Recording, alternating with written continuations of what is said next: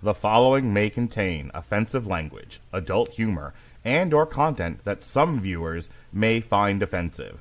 The views and opinions expressed by any one speaker does not explicitly or necessarily reflect or represent those of Mark Radulich or W2M Network. Please listen with caution, or don't listen at all.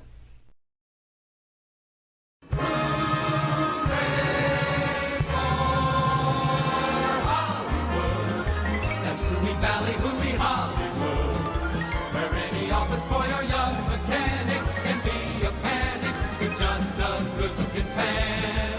And any barmaid can be a star maid if she dances with or without a plan. Hooray for Hollywood, where you're terrific if you're even good. Where anyone at all from Shirley Temple to Amy Semple is equally understood. Go out and try your luck.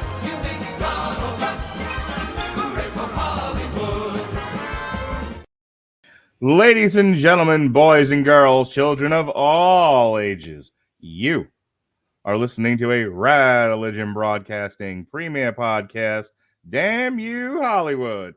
And here's your host, Robert Winfree. Yay! Mark, I want to be happy. No. I don't believe that to be true. There was a period of time in my life when I didn't, when I was just happier being miserable because it's what I knew, it's what I wanted, it's where I was. Okay. That's not true of me anymore. I want to be happy. I want to be excited about coming on this show and talking with you and about the material we're discussing. Can we speak metaphorically? Can we speak honestly? Can we speak lovingly? Boy, happiness, I hope so. Happiness is the intercontinental title. It's the year of our Lord, 1998. It's August.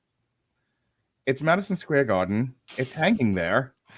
And we're all just The Rock, going, trying to reach for the happiness that dangles in front of it. It's right there.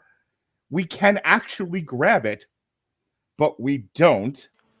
Because we have to wait for the spot that's been blown to actually complete. We could very easily be Eddie Guerrero laying on the ground in the midst of his custody of Dominic Mysterio on a pole match. Mm-hmm. But no. And looking at the referee hitting the mat and going, "Where was Vicky? She missed her spot. She was supposed to come out and stop me. Now I had to fall and hurt myself because she missed, because my wife, who I love, blew the spot. And now here we are. We have to do it again." So we're all The Rock. And we're all faking arthritis, trying to reach for that belt of happiness.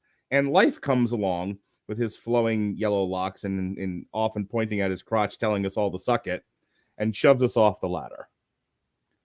So I hear you when you say that you want to be happy, and you can be happy, but with the help of our sponsor, I wish.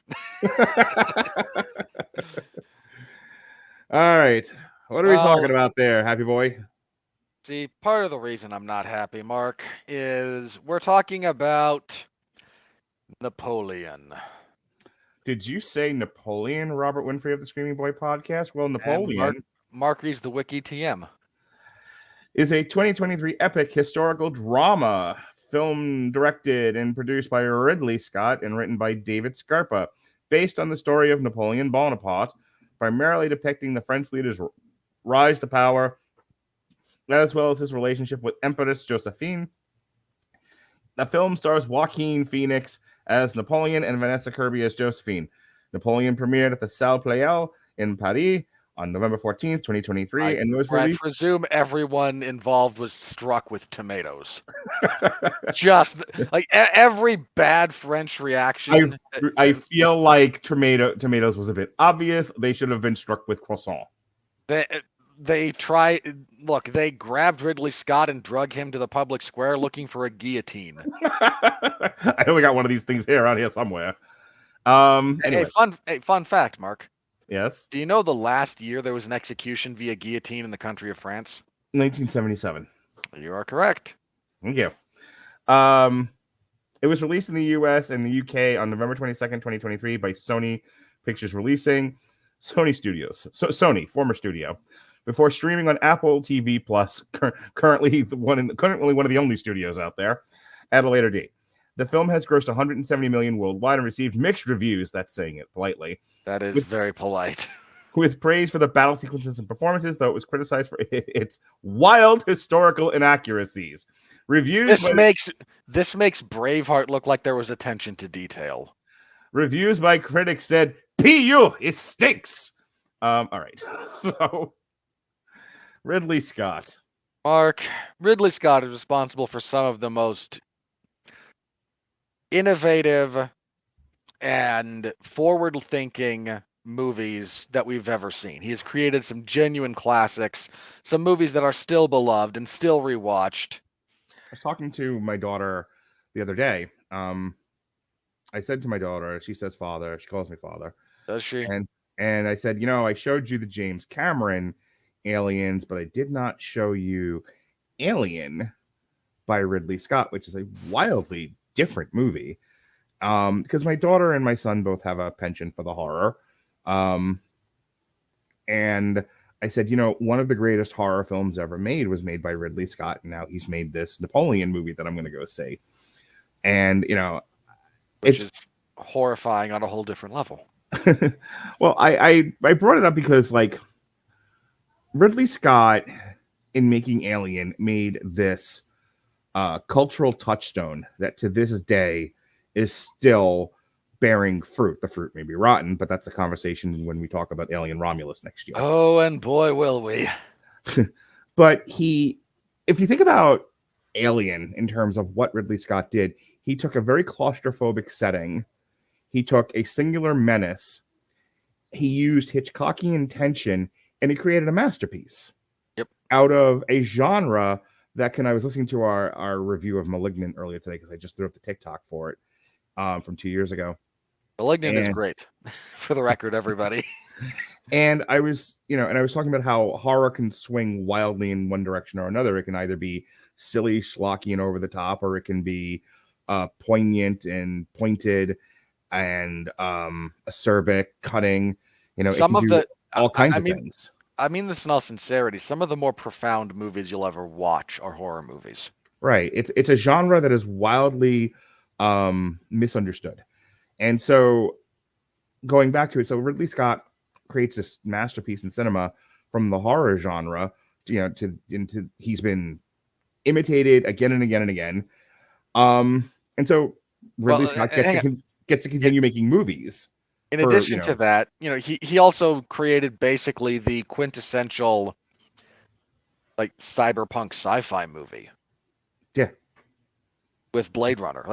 He basically defined the visual language of how we view the future and futuristic material ever since that movie came out. That's still the reference point. So I have his filmography up here, and you had said offline, I'll just say it for you. You're like, where did Ridley Scott go wrong? That's the question that we're trying to answer. Say the goddamn line, monkey. But Mark, where did it all go wrong for this man? Thank you. To be or not to be. So incidentally, you ever seen Jim Varney's recitation of the Hamlet's To Be or Not to Be soliloquy? No. Great stuff. I believe you. I think it's important to go back and look at some of the some of his filmography here. So you have Alien in 1979. That's the second listed picture. Yeah. And then he goes on to make Blade Runner. And so right there, you have a 1-2 punch of Alien and Blade Runner, and he will define culture for the next 40 fucking years with these movies. And specific subcultures, million percent. Then he goes on to make Legend, which I think in its time had some staying power, but it is not. I don't think people are more than likely to remember Willow now than they are to remember Legend. Yeah. Legend is more remembered at this point as one of Tom Cruise's earlier roles, and right. If you're a Tim Curry fan, his take on the devil. But I don't think even people who have seen that movie somewhat recently could actually tell you the plot. So that's his first 4 movies. And then from 1987 to 2000, it's a mixed bag. And I'm just going to read these really quickly because I think it all bears talking about, but as a collection. So from 87 to 2000, a 13-year period, we've got Someone to Watch Over Me, Black Rain, Thelma and Louise, 1492 Conquest of Paradise, White Squall, G.I. Jane, and Gladiator. And when I say a mixed bag, wow. Because I mean, that's all over the place. I mean, again, you've got a couple of movies that are again almost cultural touchstones. oh, Thelma and Louise absolutely is. Oh yeah, and is largely responsible for Brad Pitt's career. Yep. You've got some good material that goes underappreciated. I actually think White Squall is a very well-made movie. Mm-hmm. But again, didn't really seem to find an audience. Black Rain, just again, another one that just never really found an audience. I would argue Black Rain a little bit on the weaker side objectively. And then he caps it off with like genuinely one of the better epic, like quasi epics you'll ever see in the form of Gladiator, which is, don't get me wrong, Gladiator, if you look at the structure of Gladiator and everything, it's just Macbeth, but you're following Macduff. Right. And that's fine. Shakespeare is Shakespeare. But I mean, again, as far as creating, every once in a while, Ridley Scott creates something that stays with us and, you know, informs another patch in the, you know, in the fabric of America's cultural blanket. Yeah. And Gladiator is one of those. To the point that, you know, it's the year of our Lord 2024, and we're getting another one of these. Because let's not. I know. But I want to point at G.I. Jane as a movie that was probably underappreciated in its time and was probably about 40 years before its time. Because I think if you make G.I. Jane now, it has an audience just because of the way the culture has, the direction the culture has gone. The sad thing about G.I. Jane, if you remade it today, it wouldn't be as good. Like you couldn't make that movie as is now. No, but I'm saying, but I think my argument to you, I don't disagree with you. But that's not the argument that I'm making. Okay. If I send my son, who doesn't believe in time travel, back in time to grab the reels and bring it forward in time, I think you have a Best Picture nominee in G.I. Jane in the year of our Lord 2023. However, you can't make that movie in 2023. It would just be like this wildly like out of place, amazing film about this woman's, you know, marine experience, whatever it was. Okay, but for the love of, she's one of the, like, she tries to become a Navy SEAL. Is basically Navy SEAL. Sorry, whatever. It's been a million years. Like, whatever branch of the military it was. I think that movie is well received now, but you wouldn't be allowed to make that movie now, which I think is an interesting tell about our culture.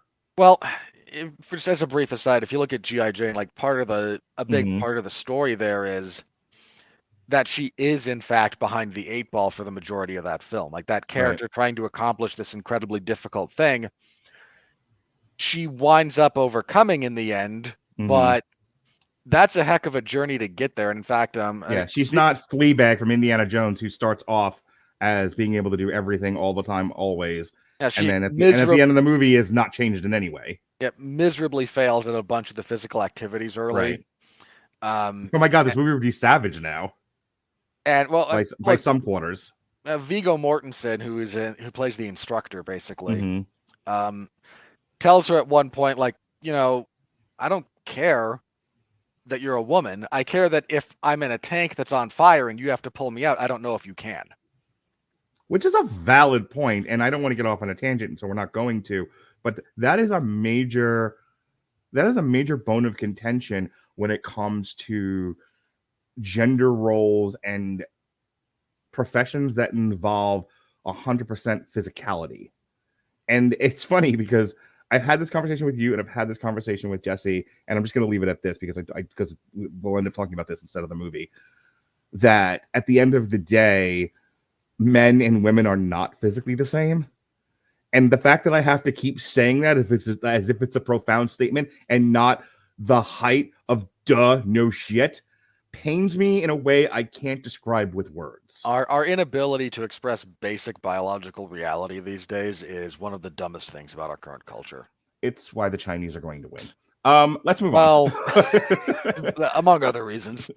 So then moving into the next section of his career, for the next 10 years, he makes the following movies: Hannibal, which we talked about on the show. Hang on, briefly about Hannibal. Sadly, a bit of a failure, mostly because that's more a Ridley Scott movie than a appropriate Hannibal movie, and those tones do not mesh. All right. Black Hawk Down. Big success. Huge success. So I want to keep reading the list here and get through this, but I think if anyone listening to us could pull out, what are they getting at with all of this? It's wildly uneven. This guy is buckshot. He shoots his gun, and maybe he hits the target. Maybe he hits a passerby. Maybe he hits an overhead blimp. We don't know. He just sort of sprays, and some of the shit hits, and some of it goes everywhere. But it is wildly inconsistent in a way that is entertaining. So yeah. Well, it's entertaining that he can't he can't find a consistent like level of ability here. But then we have Matchstick Men. Ugh. Kingdom of Heaven. I don't hate Okay, let me say this about Kingdom of Heaven. It's the only one. Theatrical cut of that movie is almost intolerable. Yeah. The director's cut of that movie is genuinely amazing. Like, the studio did him dirty with that. We have A Good Year, American Gangster, Body of Lies, and then Robin Hood, the 2010 Robin Hood with Russell Crowe, with Russell Crowe. Which I'll tell you what, it's funny. The 2010 Robin Hood strikes me as one of those where everyone looked at Robin Hood, Prince of Thieves, and was like, "What is this gay shit? We need Robin Hood to be manly and masculine and just dripping in testosterone and not Kevin Costner." And it was like, you way overdid it.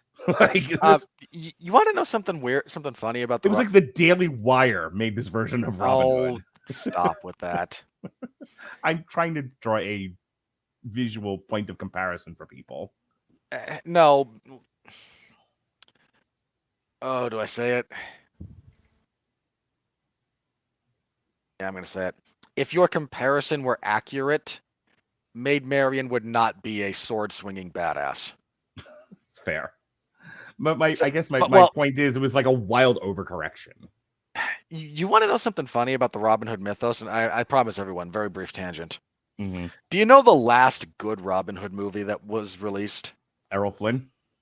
No, it's earlier. It's not quite that far back. Mm-hmm. Walt Disney? Yep. Yeah. Now, weird question, but do you know the first Robin Hood movie released after the Walt Disney furry Robin Hood? It wasn't Men in Tights. Not Men in Tights. It wasn't Prince of Thieves? Nope. What was it? There is one of the most depressing movies you will ever see. Yeah? Yeah, I believe it's called Robin Hood and Maid Marian. It stars Sean Connery as Robin Hood. Mm-hmm. Over the hill Robin Hood. Reconnecting with I'm not kidding. It ends with both of them dying. Like, it is super. This is one of the most depressing movies you'll ever see, and that's coming from me.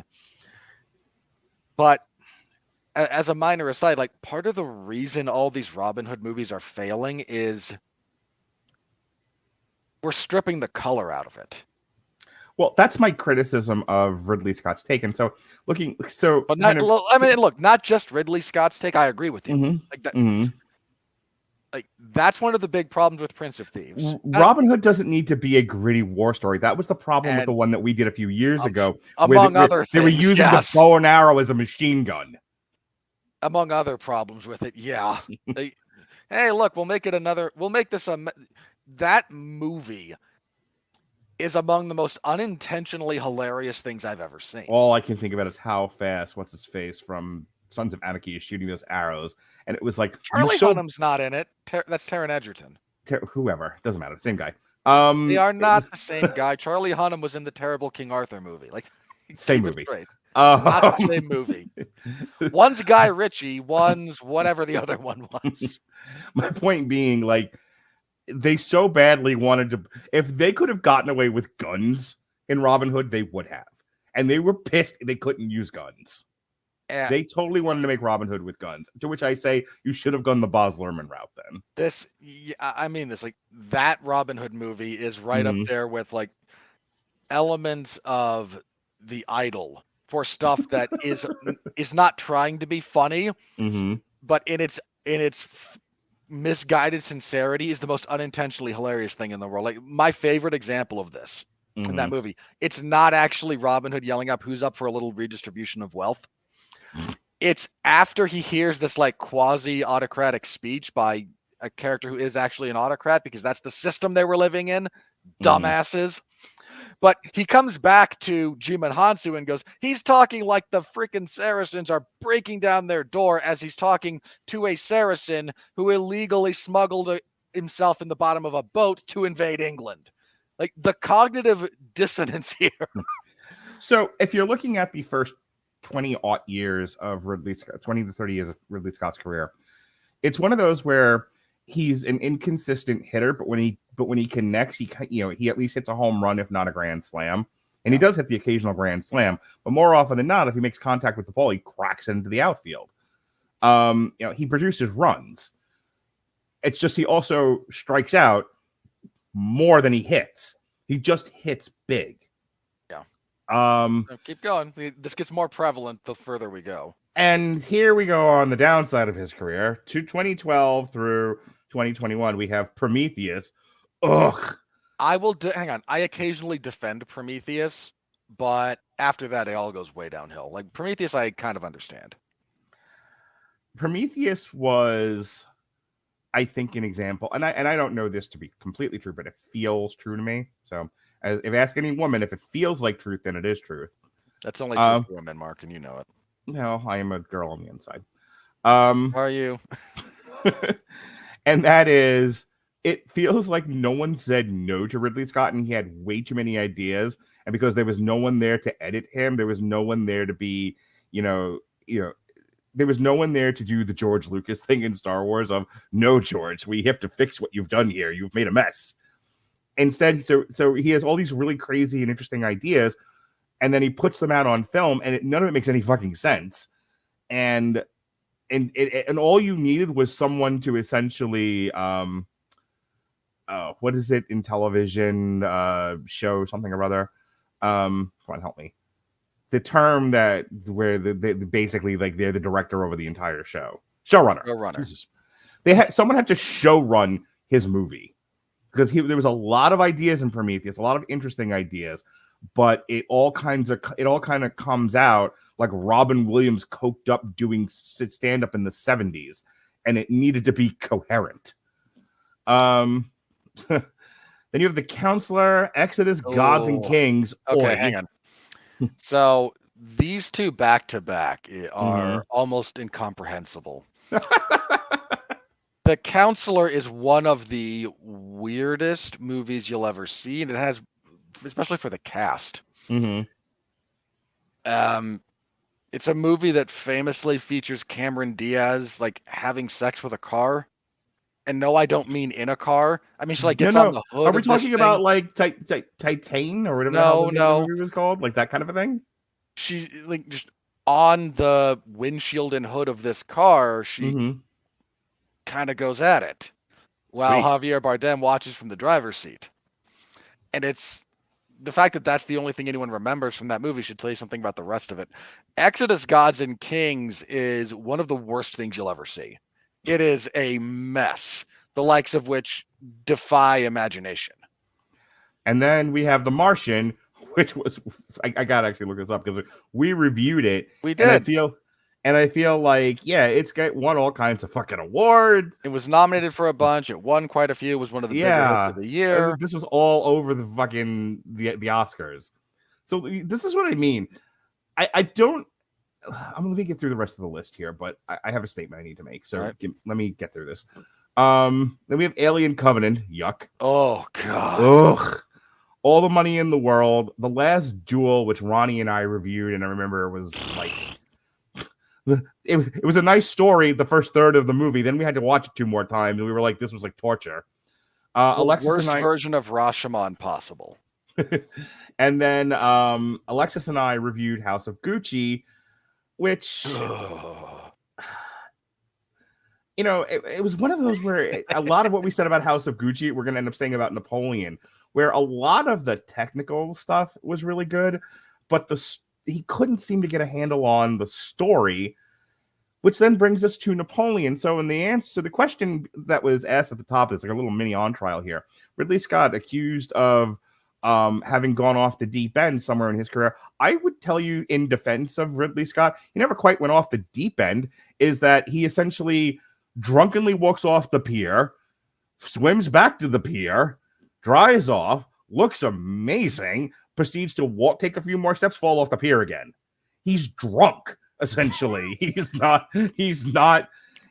like tonally consistent and then veers into nonsense. He's like, I'm here, I'm wet, I'm here, I'm wet, I'm here, I'm wet. That's his whole fucking career. And which brings us to Napoleon, which, much like House of Gucci, is technically really, really good, but narratively, it's a fucking Rorschach painting.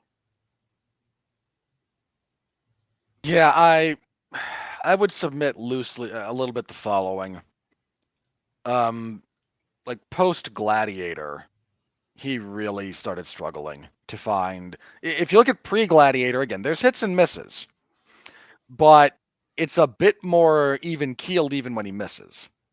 Like, he doesn't start missing. When I say missing big, I don't just mean like financial issues. I mean like everything. Because prior to Gladiator, even his misses, like, there's something there. Like, you can see, right? You can see something, and he's not usually, blowing up a small planet. After Gladiator, it starts swinging wildly, and part of me does wonder. I forget exactly when his brother Tony Scott, another very famous filmmaker, passed. I want to share this with you real quick. He's won 9 Academy Awards. He's been nominated for 41, and just since 2015, actually just since 2012, because I want to throw Prometheus in there, he was nominated for 10. Won none, but he was nominated 10. I imagine 8 of those were from The Martian. Yeah, 7. I was just making a facetious joke, but okay, I'll take it. It was 1 for Prometheus, 1 for All the Money in the World, and 1 for House of Gucci. Okay. So here's what I'll tell you. And this is something that you and I talk about, and then we can get into the plot synopsis. Ridley Scott is not Michael Bay or George Lucas or Steven Spielberg. He is more on like the Quentin Tarantino or some of these other guys that we Kinberg, that was his name, the one that did Kimmy last year. He's the guy that may produce a hit for you, but he's mostly the guy you're going to go to for big, fat, juicy prestige films. And so he gets to keep making movies because hang on, was Kimmy Soderbergh? Yes. Yeah, I was confusing. It's confusing people, but you got to remember, studios are perfectly okay with giving guys work that consistently produce award-winning art. And I just kind of went over all this. Ridley Scott, 41 Academy Awards nominations, starting with Alien and going all the way to House of Gucci. It's a good bet that if you give this guy a couple $1 million, he's going to produce art. Well, he's going to produce award-winning art for you that you can then turn around and go fund, Fast and the Furious 20, The Search for More Money. Please so my point is that, yes, we're going to savage this movie, and rightly so, but then he's going to come around, like, maybe not Gladiator 2, but maybe he goes and he does something in a year or two, and it sweeps the Academy Awards again. It's going to have to be at least 2 more years, because the next things he's releasing are Alien Romulus and Gladiator 2, and no. No. All right, so tell me all about Napoleon and his Bonapartes. Well, then I'd encourage you to any number of YouTube videos about the actual life of Napoleon, not this. So this, again, it does follow the rise to power of Napoleon Bonaparte. We open with the execution of Marie Antoinette at the end of the French Revolution. I really wanted that to be Kirsten Dunst, by the way. Like, that's a reference I might be the only one who gets. I desperately wanted this deepfake CGI artificial intelligence Kirsten Dunst in that scene. They could have just hired Kirsten Dunst for cheaper than CGIing her. I'm sure she'd have done it. No, I keep using artificial intelligence. Scare the fuck out of these people. Look, I'm all for... I have very little sympathy for most people in Hollywood, but this is a budgetary thing. Like, I'm sure Kirsten Dunst is cheaper than the CGI. Could you imagine? What's your budget is $300 million. Jesus Christ, what'd you spend it on? Mostly deep fakes Kirsten Dunst. Don't worry, we're gonna sell off the source code for this, and Japan is just gonna eat it up. So, awkward joke there aside. Again, we open with the death of Marie Antoinette. And a young, put air quotes around young here, because, ladies and gentlemen, Joaquin Phoenix has looked like he's 57 for the last, 10 years. There is no exception for this here, and at this point in Napoleon's life, he is in his early 20s. If we follow the actual life of Napoleon Bonaparte. It's one of the things that makes him so brilliant is he is so young. Mm-hmm. So he's there, he observes this, and he observes the rise of what's known as the Great Terror. This is the overreach, especially in the city of Paris, by the new Republic government that is just run by a madman named Robespierre. And everyone else in Europe is not happy with the fact that the French staged a revolution, overthrew their monarchy, and has installed a more democratic government, because everyone else in Europe at the time is a monarchy. And everyone else is like, well, half of us were related to the guy you beheaded. We're not sure we like this. And the British and the French have hated each other for 100 years by this point anyway, if not longer. So there's military conflict, and Napoleon is sent to break a siege at a port city, which he does brilliantly.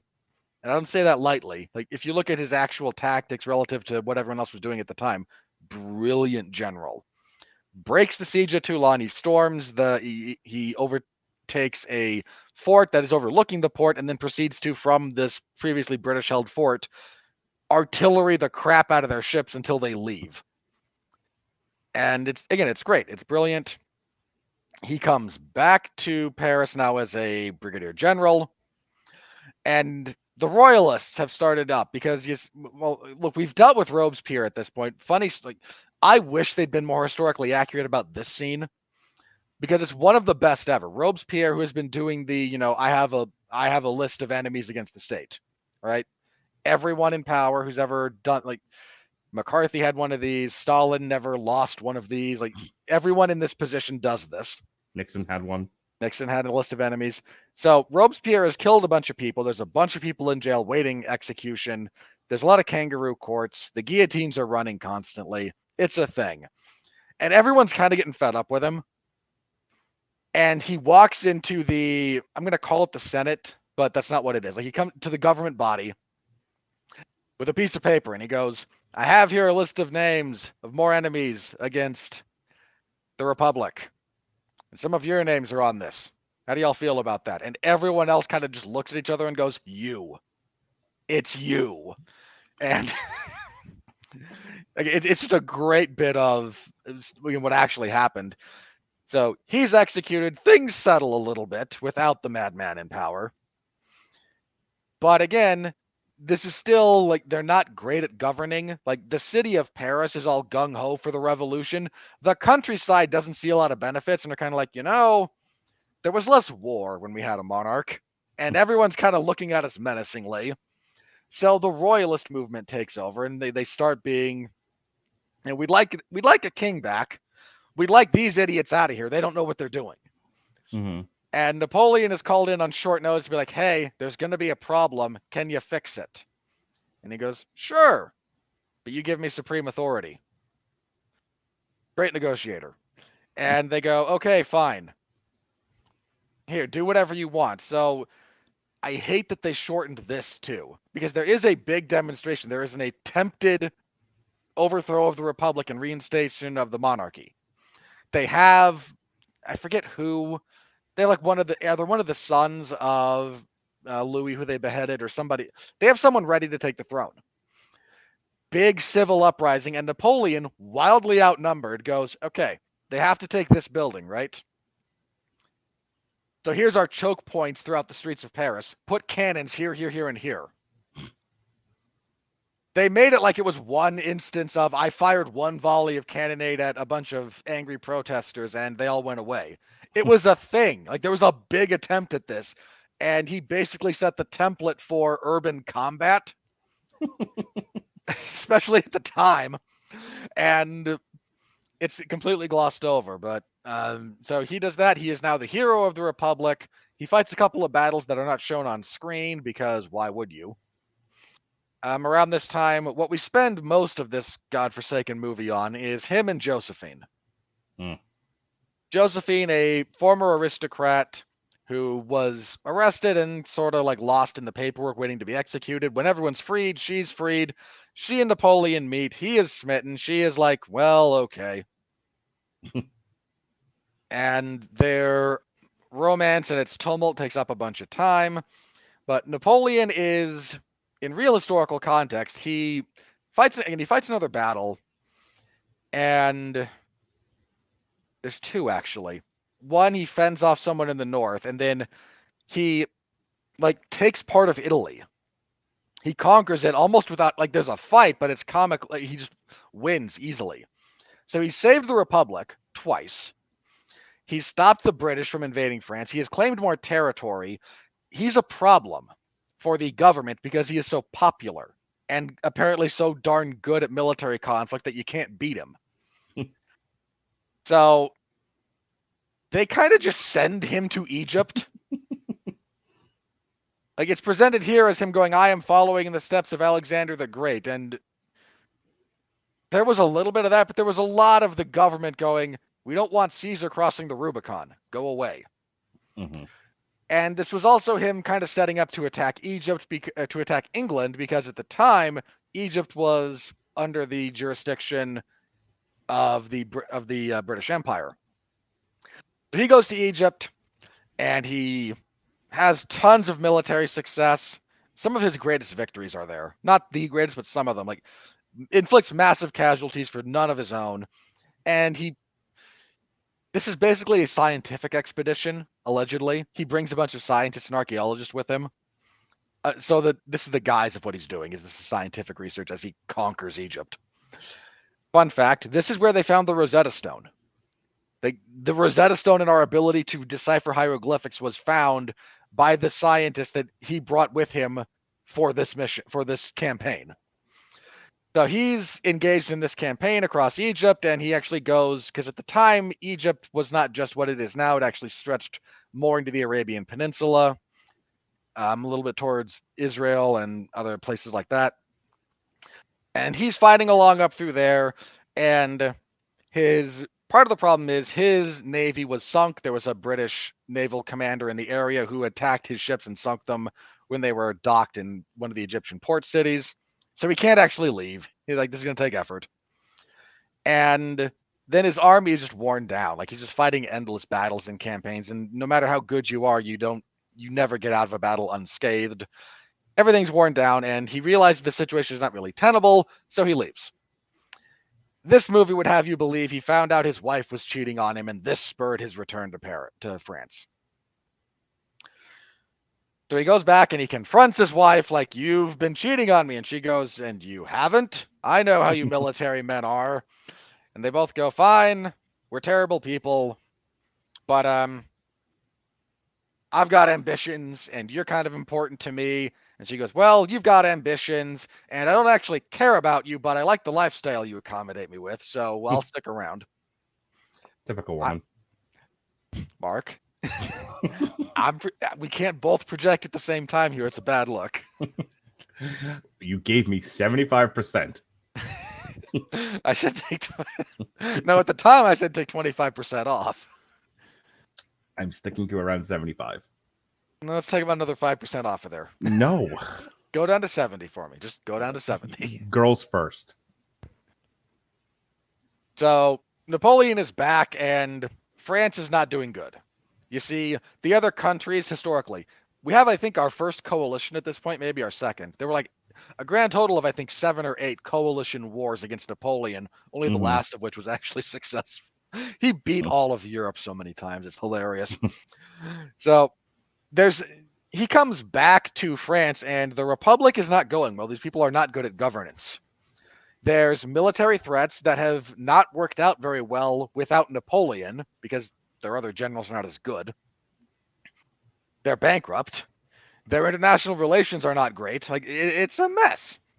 And he basically organizes a coup, takes over, crowns himself emperor, and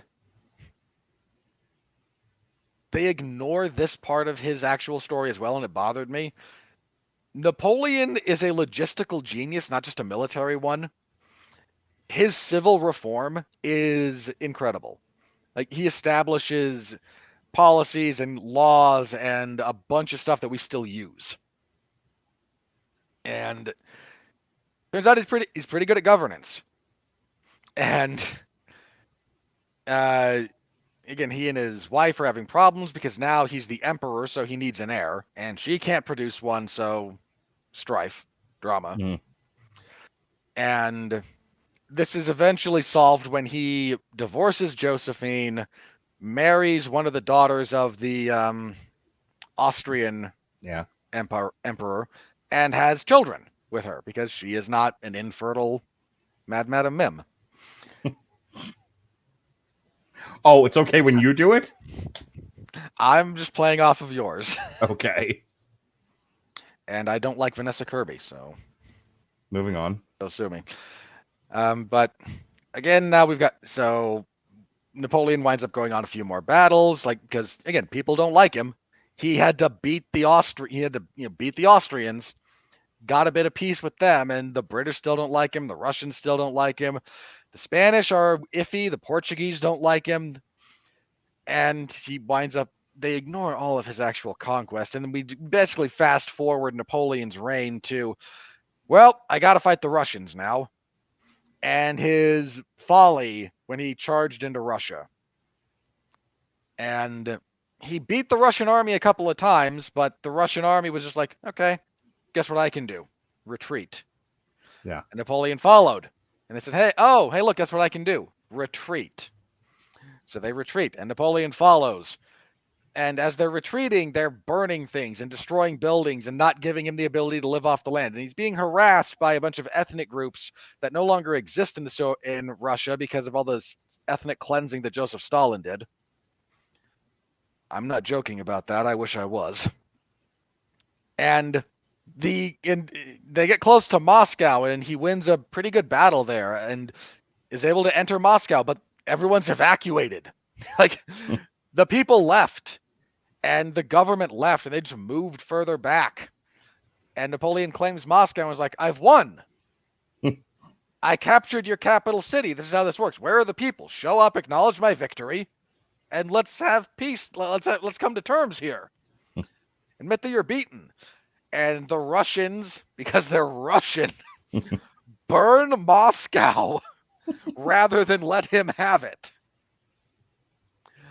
And you have to admire the temerity of Russia. Dude, they would have done the same thing if the Germans had gotten there. Like, they would I'm well aware of that. And Napoleon's like, well, fine, I'll go to St. Petersburg then. That's the only warm water port you people have. I'm going to take that. No, sorry. South is their warm water port. Like, this is your northern port. They didn't have it at the time. Sorry, the borders of Russia changed a little bit. They fought a giant series of wars, the Russians did, to get a port city on the Caspian Sea. Yeah. Because St. Petersburg is on the Black Sea, and every winter it freezes and is no longer usable. So he goes, I'll go to St. Petersburg and we'll do this again. But by now, see, this thing happens in Russia most of the year, where it gets really cold. And Napoleon, he realized this before having to be told by some extra, that, oh, my supply base is all the way back in Poland. And I've pushed out into all the way to Moscow, and I don't have good supply lines. My flanks are completely exposed. Crap, this is untenable. And winter has arrived. And much like everyone else who's ever tried to conquer Russia finds out, boy, is that the bigger problem than the actual army. Right. So he and his forces retreat, and they're starving, and they're cold, and they're not prepared, and most of them die. He starts this campaign with something like 500,000 or 600,000 men. He returns to France, tail between his legs, with like 30,000. It's so many people die. So Napoleon arrives back in France, and now everyone realizes, oh, his army is ruined. Now we can get him. This movie would have you believe it was the French objecting to his wastage of human life. Like, that's ever been a problem for the French. Or most of humanity. Let's not just blame the French. I'm blaming the French. No. We humans have had no problem killing other humans. Okay. As though any government has had a problem with the wastage of human life. There you go, buddy. And the other coalitions amass, and Napoleon conscripts a new army, but again, it's new, it's not very well put together, and they basically go, okay, you out, or this is going to get real ugly. And Napoleon acquiesces. He abdicates the throne. He not only abdicates, like, he actually says his posterity will have no claim on the royal throne, because that used to be a thing that you were very concerned about. And they all exile. They make him the emperor of the island of St. Elba. Or of Elba, not St. Elba. Of Elba, which is in the Mediterranean Sea. And everyone else decides, okay, French people, your revolution was a terrible idea. Have a king back. So they put Louis XVIII on the throne. This movie completely ignores the following. Louis XVIII was more incompetent than Louis XVII, and Louis XVII was so incompetent they rebelled and cut his head off. This is a wildly unpopular, utterly incompetent buffoon that is running this country now. But because he's related to all the right people, everyone goes along with it. Boy, doesn't that sound familiar. So, in actual history, Napoleon takes being the emperor of Elba seriously. He improves that island. Like, they send him there and he goes, okay, we need modern agricultural practices. We can fix a bunch of the infrastructure. Here's some logistical things we can. He actually rules and governs the island very well. It's a better place because he was there. But Napoleon's ambitions are not satisfied, and he writes a bunch of letters to his wife, who starts getting ill because when they're apart, things go badly for both of them, including... I hate this part of the movie. But Napoleon eventually orchestrates his escape. He leaves Elba. He returns to France with a small force. There were like 100 men. I think, was it 60 or 100? Something like that. Small. I think maybe at most 600 people at his back. This is easily defeatable by any legitimate army. Even if it's Napoleon. Like, Napoleon actually had a famous quote that quantity has a quality all its own. And he could easily be overwhelmed. So Louis goes, the emperor has Napoleon's returned. And he sends an army. Like, go, stop him. So this army goes to meet Napoleon. And famously, everyone's there. Napoleon goes out front, stands in front of these troops. He still considers them his. And goes, if you wish to kill your emperor, here I am. And imagine the brass balls on that man. And the army goes, no, we hate that guy. Long live the emperor. The entire army defects and joins Napoleon. And if you want to know how unbelievably incompetent King Louis XVIII is, he sends another army at them. What do you think happens to the second army he sends? They all join. He's actively funneling people into the rebellion that's going to overthrow him. It's funny thing about soldiers is they will follow a competent general. Yeah, and so Napoleon shows up. They cut off another great moment in human history. So Napoleon reclaims the throne, immediately sends out letters asking for peace. because he knows everyone doesn't like him. And he says, look, I don't want to expand. Whether he's honest in this or not is entirely up to your interpretation, because I don't know. But he says to pretty much everyone, look, I didn't want to be on the island. Let me rule. I'll take care of France. We don't need this to be complicated. And everyone goes, we've heard that. We don't believe you. So we form the 9th coalition, or 8th, 9th, or 27th, or whatever. And we can't let this stand. So the Prussians and the British and the Austrians? I think it's the Austrians. And we're all going to throw a bunch of troops at you, and you don't actually have time to mount any real army force this time, and we can't let this stand. And Napoleon sighs heavily and goes, well, I tried. Now, the funny thing about this, if you read the declaration of war from this coalition, they do not declare war on France. They declare war on Napoleon. These other kingdoms and empires do not declare war on the Empire of France. They declare war on Napoleon Bonaparte specifically. It's great. They were liberating the French people from Napoleon.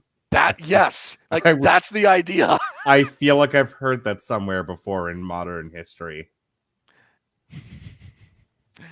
Yeah, but no, the fact that, again, they declare war on one guy. When they got to Paris, did they knock over the statue of Napoleon? I don't think there was a statue of Napoleon at the time. Oh my God. You know what I'm drawing an allusion to. I am. Okay. And I'm choosing not to engage with you that further, because that's actually significantly more complicated than this. Yeah, I'm aware, but I can. So we get to the last battle of Napoleon's career, the Battle of Waterloo. Waterloo! I have been quiet this entire time while you recite 18th century fucking history. Give me my half a second of ABBA, you asshole. It's ABBA. No. The answer's no. Go on, oppositional defiant Robert. So we get, again, this very famous battle where Napoleon squares off with the Duke of Wellington. And it's a closely contested battle, but Napoleon on a little bit of the wrong end, and then the Prussians arrive. If you want to know about the Battle of Waterloo, may I suggest to everyone, there's a movie called Waterloo. It's about 2 hours, and it's just about Napoleon's return from Elba and the circumstances around this battle. And it is one of the most historically accurate movies you'll ever see. It is brilliant. Go watch that.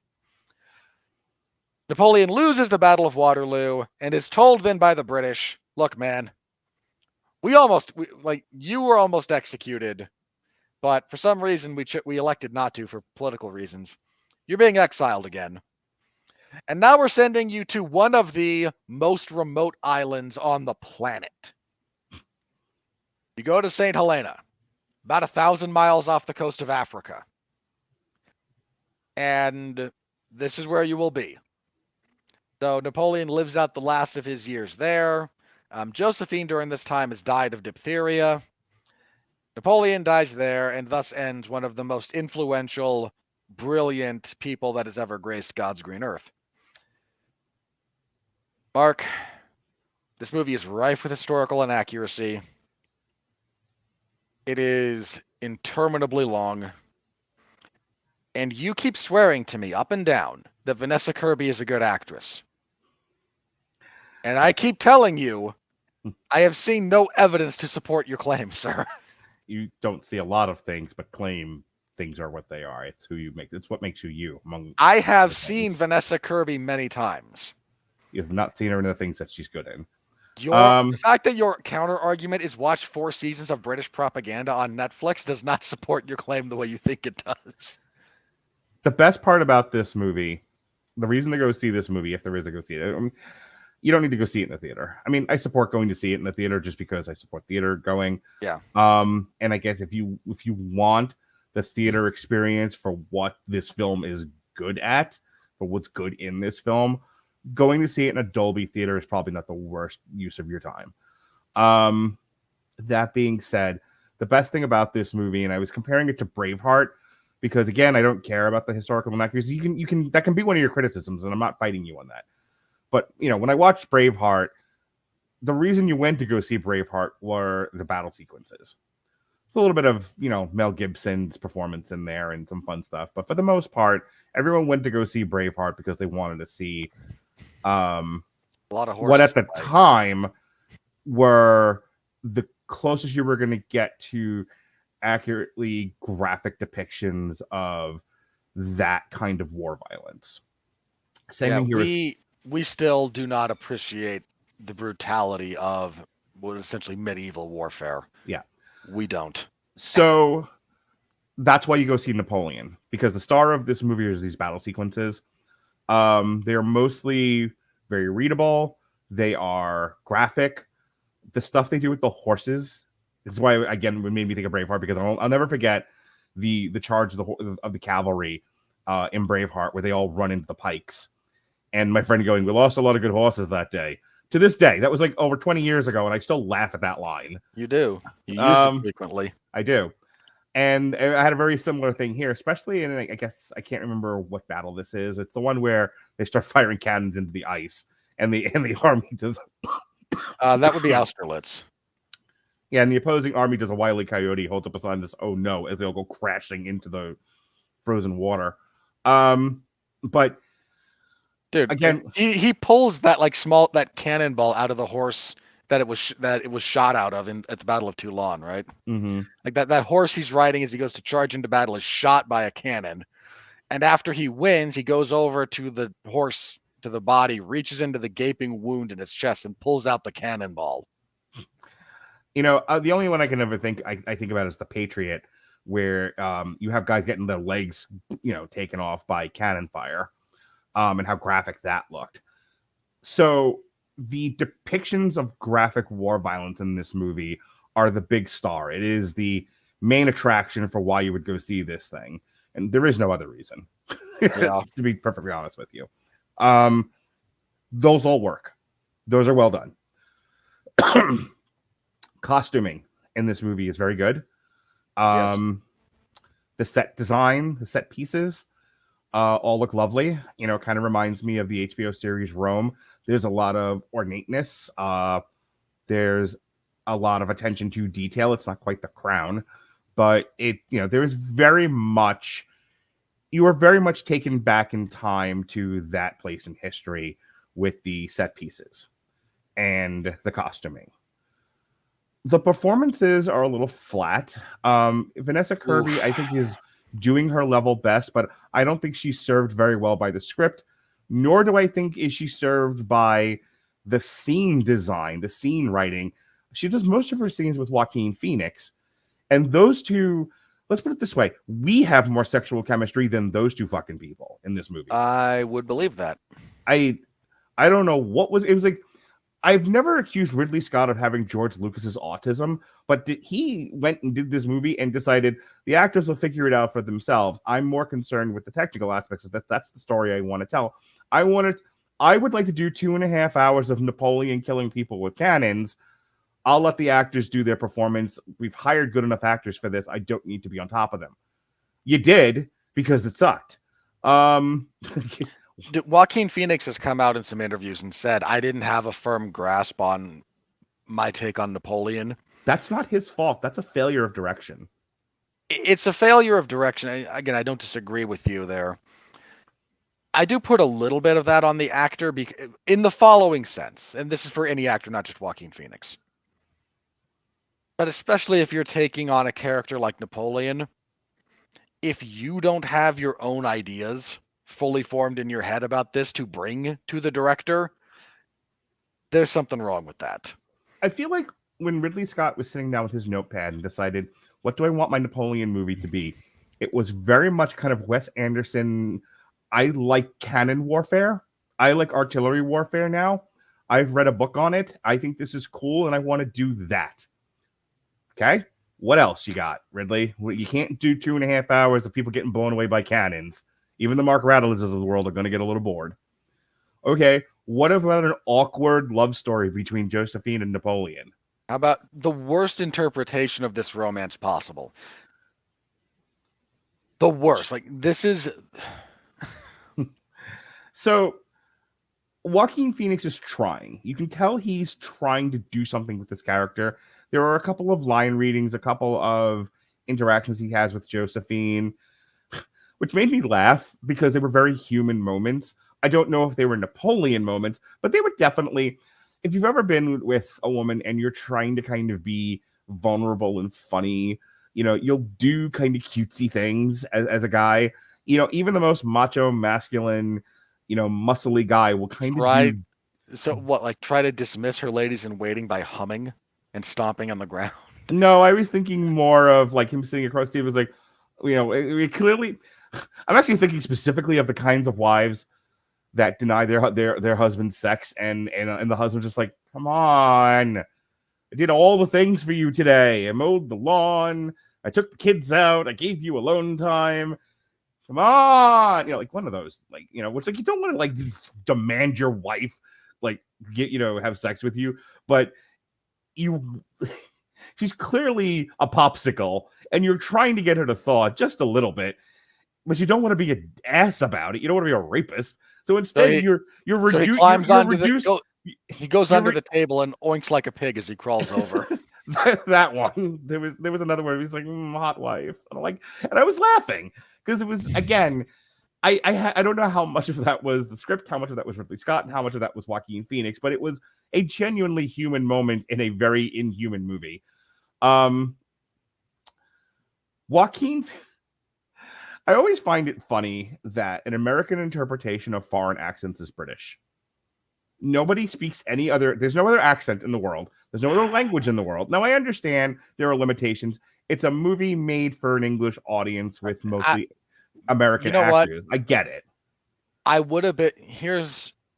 agree with you completely. The problem with this movie is, with this aspect of this movie, I'd be okay if all the French people talked with British accents, but then you have the British talking with British accents as well, and it muddies things. Well, not only that, because needed something else. I can almost live in a world where no one has accents. Everyone talks British. Talk British to my children. I get it. Here's the problem. Joaquin Phoenix then couldn't be Johnny Cash. You can't do both. Everyone is either British, or we're actually going to go for a French accent, or pick an accent and that's just everyone's accent. You can't have everyone doing one accent, and the one guy is just like, hello, I'm Napoleon, and I'm here to shoot you with a cannon. In defense of that, Napoleon's not actually French. I don't care what the next words out of your mouth are. My problem is the inconsistency in the choice of accents. To your point of there's no differentiation, and there's no consistency. Here's my only point about this. This is actually a big... Napoleon was self-conscious about his speaking because he didn't learn French until he moved he's from Corsica, which is an island that was taken over by France. I'm not saying that he needed to sound like, hang on. I'm saying that I would be okay with Napoleon being the one different guy because he grew up speaking Corsican and Italian, not French. But then everyone else around him has to, one, draw attention to his accent, and two, be consistent amongst themselves, and they're not. Yeah, this is all over the fucking place, as if there was like nobody on set that caught it. And again, I keep going back to the same kind of point about this. Ridley Scott didn't care. Yeah, you've got Vanessa Kirby, British. Mm-hmm. You've got Napoleon, American. You got Napoleon's brother, not American. You've got at least two other British guys, and there actually is one like sort of soft French. It's a mess. Yeah. Then even the Russian, the Russian Tsar doesn't speak with a Russian accent. Yeah. All the world. The Austrian does. The Austrian characters actually have Austrian accents, but yeah, it's a mess. It's an inconsistent mess about this. The cinematography is well done. Again, it reminded me of Braveheart. One of those things where when people think of like cinematography, they think about like Lord of the Rings, New Zealand, that kind of a thing.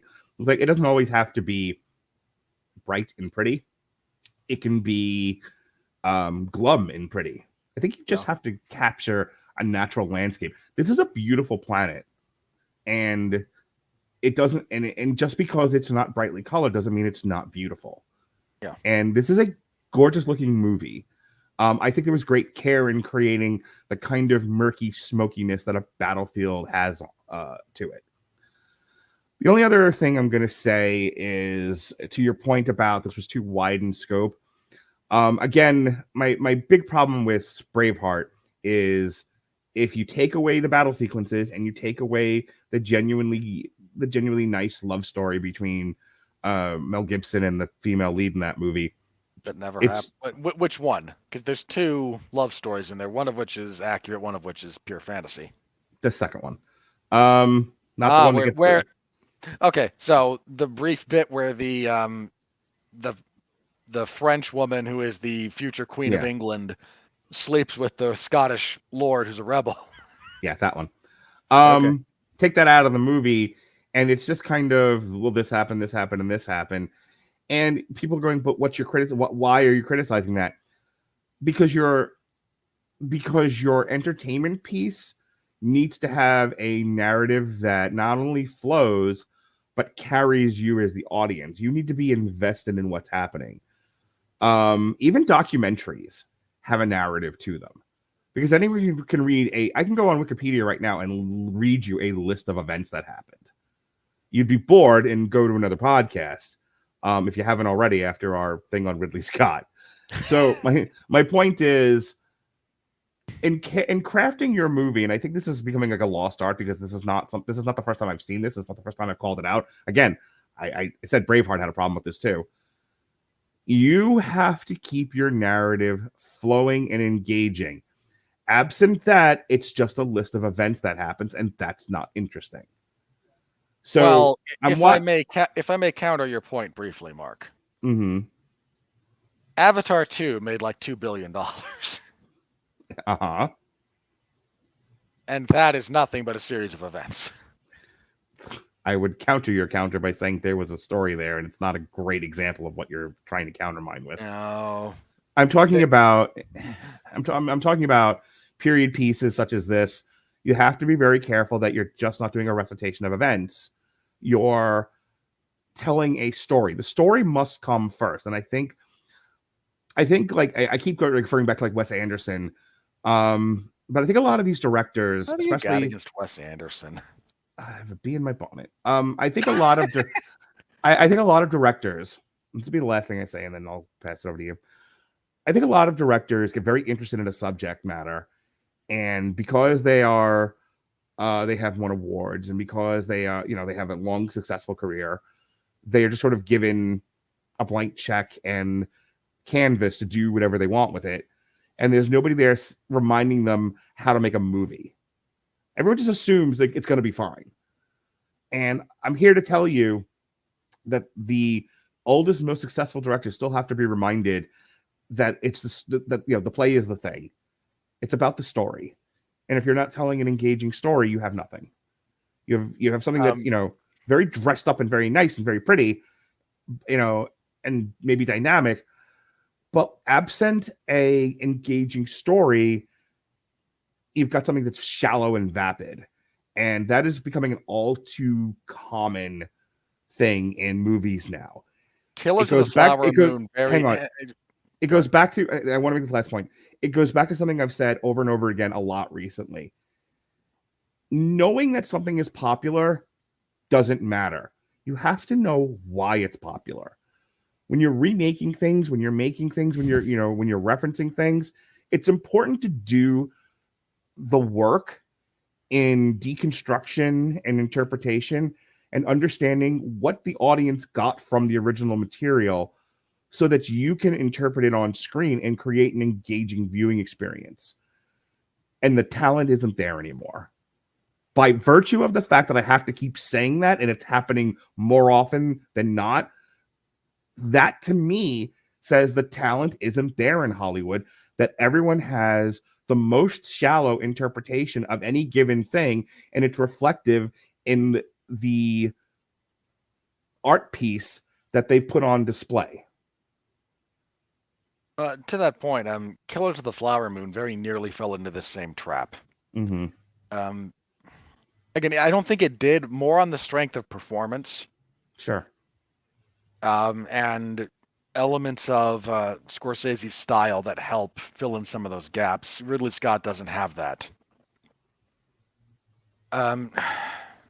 Look, Joaquin Phoenix is a very good actor. There's a mountain of evidence on that. See Joker. Mountain of evidence. Mm-hmm. He is desperately floundering for a handle on this character. And to your point, I don't think Ridley Scott cared one iota about Napoleon. Right.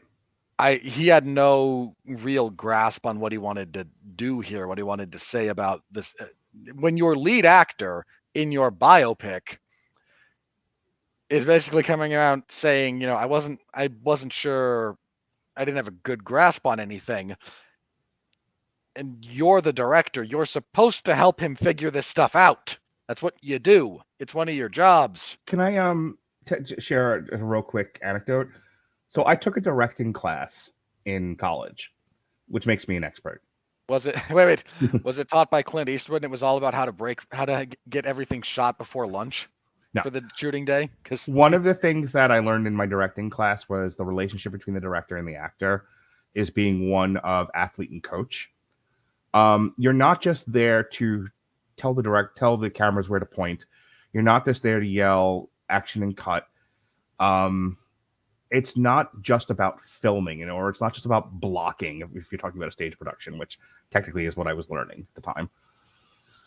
It's about creating a relationship between you and your actor so that the actor can give you the performance. You are dependent on the actor to pull from within themselves the performance you need on camera or on stage. And the actor is looking to you for, the word is guidance.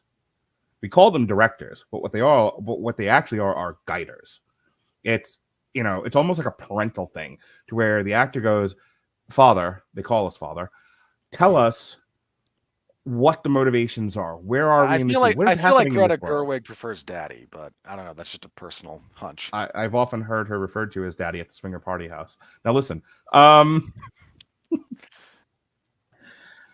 actor, says, okay, what is the scene about? And they talk about it. And I know there's not always this kind of time when you're on a busy production schedule for a major motion picture, but there really should be maybe something that we need to get back to, where the director kind of sits with the actors and talks about, like, what are these scenes about? What is the story that we're telling? What is what is it that we're trying to get across to people over the course of 2 to 2.5 hours? And the actors go, okay, I hear what you're saying. And then they draw from within themselves and they give you brilliance. That's how this is supposed to go. When you George Lucas someone, when you're just like, when you're like Alfred Hitchcock and you're just talking scenery. I don't care about you. The technical aspect is what I'm after here. You lose a major pillar to what makes film beautiful art. And that is my great frustration with this movie and with Ridley Scott in general. Yeah, I don't disagree. There's a reason that Hitchcock latched onto a handful of the actors that he did. Because he found people who knew how to work within his system. Again, he does a lot. There's a fair amount with like Jimmy Stewart. Because Jimmy Stewart was a good enough actor to get a handle on what he wanted to do with the character to follow Hitchcock's direction, when Hitchcock's direction is largely based around not so much his performance and the emotion, but again, a lot of the technical stuff, like how do we get from point A to point B? So finding the right people to work with you in that respect is kind of important. And I think the scope of this got away from Ridley Scott. And I think in the same vein, it didn't serve any of the actors either to have to make up so much essentially for themselves and try and muddle their way through what they're doing. Communication is key. I often talk about in relationships, don't assume what your partner wants or needs. Because when you do, you often aren't giving them what they want and need, and then they resent and hate you for it. And then there's this giant morass of like miscommunication and negative feelings. And it's like, it didn't have to be there. You just have to talk. You have to communicate. You have to, put what you want and need out there. Ask what they want and need. None of us are mind readers. And that's, going back to what I said about creating that bond with your actors. If you're just like, no, read my mind, I don't want to be bothered communicating with you, just say the lines, and and the actors are going, I think he wants this. I don't know if he does. Now I'm unsure of myself. Now I don't know what to do. Look, here's what you don't want to be. Mm-hmm. You don't want to be Vince McMahon running promo class. Have you not heard this story? We have an audience that often doesn't know what we're talking about, Okay. Which is why I've had to slow down recently and over-explain things. That's fair. Even while you're wrestling with me to be like, no, go on, move, go. I can't handle it. I'm like, no, I'm talking to the audience, not you, Sir Robert Winfree. So there's a famous story. I think both Wade Barrett and Sheamus have told it. They're in a promo class that's being run by Vince McMahon. And Vince he's not getting what he wants out of them. And he gets them to, and so he says, no, I want you to be a dog. And they kind of look at each other like, what? And they don't understand. Vince gets pissed and he throws his notes and he leaves and says, we're done. Leaves. And they're kind of standing around like, what the hell just happened? A little bit later, Vince comes back and says, all right, let's try that again. I want you to be a dog. And one of them barks. And Vince loses it and says, no, that's it. Seriously, go home. We're done. We're done for the day. I can't deal with you idiots. If your direction to someone is be a dog and you lose your mind when they bark, you are not properly conveying what's going on in your head to them. I want to read your comment on screen from your brother. I'm kind of late to piecing together the conversation, but which would you say is worse when it comes to biopics? Something like Napoleon, what sounds like it's just a bunch of events showing up on screen with a little story, or something incredibly historically inaccurate akin to Braveheart? Napoleon, sir. That's what we've been talking about. Yeah, look, Braveheart's a better movie, even though it is wildly inaccurate. This movie is wildly inaccurate and also not very interesting to watch. Yeah. You can have you can decide you're going to do a historical piece and have it be ahistorical as long as it's wildly entertaining. When you fail at both, that's a problem. Anyway, back to the failure of direction in this movie. Yeah, the actors are, again, they're all just kind of floundering about. There's no vision for it from Ridley Scott. I think it's kind of my big problem. I think you're right that there were a few things he wanted to do, but he didn't have a vision for this whole story.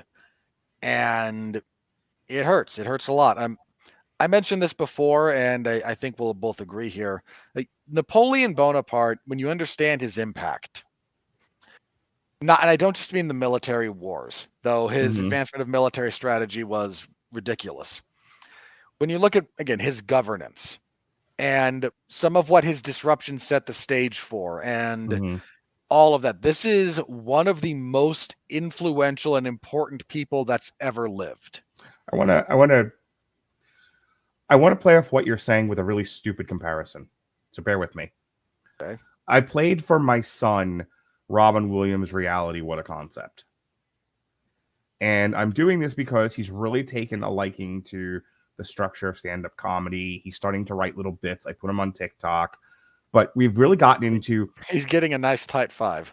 Yeah, we are developing that. But we're really looking at like different kinds of comedians, how they're doing things, what their structure is. Okay, look, you have to show him Bill Cosby if you haven't already. He's seen a little bit of it. He's definitely heard some, but yeah, I actually have to sit him down and make him watch Bill Cosby himself. Sit him down. Bill Cosby himself is one of the funniest things you'll ever see. Yeah.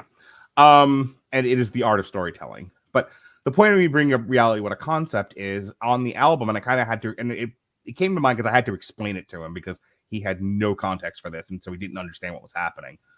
But so the history behind reality, What a Concept is Robin Williams having had a successful television gig in Mork and Mindy, goes back to the stage where it all begins for him. And he's very much like a lot of comedians. This one happens to be standing out in my mind right now, but a lot of comedians go into the movies, go into television, and they become a household name, and then they go back to the stage. They need to reconnect with their audience. They need to stretch as an artist. They need to do something different. They need to, be go ahead. You're aware of one of my favorite stories about that's in the same vein, right? Mm-hmm. So Steve Martin, Mm-hmm. who I love Steve Mhm. Martin. He rises to prominence on Saturday Night Live, moves on to movies and television, wildly successful. At a certain point, he gets this itch, like you've got. He's like, you know, I would kind of like to go back and do some stand-up again. He tries. And after a little bit, he stops. And he gets asked at some point, why? Why'd you stop going? You were going back, he comes back. He still does movies and he still goes back to acting, but like wanted to do stand-up again. And he stops, and someone asks him why, and he said, because they wouldn't give me honest feedback. Okay, All they would do is, well, but again, to the point, like his desire is to honestly reconnect with the audience, to honestly stretch himself as an artist. And if everything he goes up and does is a hit just because it's him, that's not on. Like that connection isn't there anymore. So not where I was going for it. The thing with reality, what a concept is. Oh, no, I understand what you're saying, but the point that I want to compare, because I'm comparing it to this, what's going on with this movie, is Robin Williams does Shakespeare, but he does it as improv, and so he's asking the audience to give him things that he can talk about that are timely, and somebody yells Mork and Mindy, and he has an honest to God shit his pants panic. He's like, no, I'm not doing the Mork tonight. And the entire audience, having betrayed him and God, start chanting Mork, Mork, Mork. 20, 30, 40 years later, Dave Chappelle is going to ask someone to not call him a bitch in front of his children at Disney World. I mean, I kind of feel bad for some of these guys. They have a successful thing and they can't get away from it because we're people idiots. Will not let you. There's a segment of the audience that will not let you move on from something. Yeah. So I was explaining that to Jonas. I was like, the reason why he's freaking out is because he came to the stage to do something different, to do something interesting, to reconnect with his audience, and all they wanted him to do was the one thing that he got famous for. Say the line, Bart. Yes, exactly. I didn't do it. No, only I made ants. Brian. So relative to what we're talking about, now go on with what you were saying, but there was a reason why I was telling that story. Well, how did we get here? I actually lost. Yeah, I had a point. I had a reason why I started down that road. You started talking about your son, showing him reality, what a concept, and trying to having to explain a bunch of it to him. Well, the point of the story was they wanted Robin Williams to do the thing he was popular for instead of letting Robin Williams stretch as a performer. Okay. That had something to do with the movie we were talking about. Now I don't remember what. Go on. Let's move on. Yeah, so I think the thing I wanted to say, Napoleon as just this towering historical figure who has. Oh, sorry. I'm sorry. I apologize. Okay. Now I remember why I was saying that. It's and it actually goes back to something I said before. The whole thing with Robin Williams and Mork and Mindy was it got popular, and then that's all he got. And for a little while there, that was all he was known for. It's like, just do Mork and Mindy, do Nanu Nanu. And it was like, there's never a discussion as to how that got popular, why this is connecting with people, why they want to see him do it over and over again. They just want him to do it. It's, again, my frustration with audiences in general when I start talking about, we're all seals, just clapping at things. Gotta jingle the keys. So, with this movie, now I remember where the connection was. Ridley Scott's not asking I'm back now. I got it. Ridley Scott's not asking what is the importance of Napoleon Bonaparte in the context of our historical journey as the human race. He's just going, I like cannons. That's a long way to get there, but that's what I'm saying. It's like, instead of saying, what is the importance of this guy? What is the importance of these battles? What does this say about the nature of man? How did we get to where we are in the year of our Lord 2023 from that point? What did this part of history do to set us on the path that we're at now? He cares for none of it. He just goes, make the thing go boom for 2.5 hours. That's a problem. Yeah, I don't think you're wrong. Look, Napoleon is a figure that is incredibly interesting. Not just militarily, but again, some of his civic governance. He didn't crown himself emperor just because he liked war. He crowned himself emperor because France was falling apart. You had an utterly incompetent, self-indulgent king and a populace that was wildly unhappy, leading to a revolution that turned into a terrorist organization murdering its own citizens for imagined crimes because this is all we know how to do. That gets stopped. You install something of an actual government that isn't all that popular. So you try to fix the structural problem, and then eventually Napoleon goes, all right, look, idiots, enough of this. I may be only 30, but I can do this better than you, and the army's on my side. So guess what? And then it turns out he can do it better than all of them. Right. And a lot of that is utterly absent from the movie. The most interesting parts of his life are absent from this movie. This movie is like Ridley Scott going, yay, I get to direct big artillery fire and battle pieces. Because Ridley Scott would rather do Cannon Bukkake than examine the importance of Napoleon's life. And then, like, his wife is directing the world's worst soap opera between Napoleon and Joséphine. Yeah. It's ludicrous. This is wildly all over the place. If you want, I mentioned one already. Like, the movie Waterloo is great. Mm-hmm. If you were going to try and tell Napoleon's story like this, it's so expansive. It covers a big portion of the globe. Like, it's like France to Egypt to Russia and pretty much everywhere in between. Like, this needs almost more like, okay, give me like an 8 to 12 episode miniseries on HBO to do this. Right. And unfortunately, we're left with what we're left with. And I mean, the last couple of title cards are infuriating because they speak to the dichotomy of this film. First, you have the ones about all the casualties from the battles he fought. And it's like, and over the course of Napoleon's campaigns, 3 million people died. And like, one, you actually should break up the casualties in those lists between, first of all, killed and wounded. Second of all, the French casualties versus the casualties he inflicted, because there's a bunch of those battles. He got famous because he would inflict like 10 or 12 to 1 casualty rates. Like, his positioning, artillery use, and just strategic genius was so great.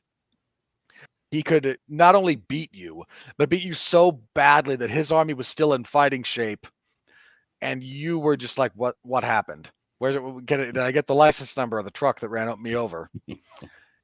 There's that, and then like the last one is like, and his last words were "Army France Joséphine," trying to reconnect this to the human love story between them, and it never works. None of this movie actually works together.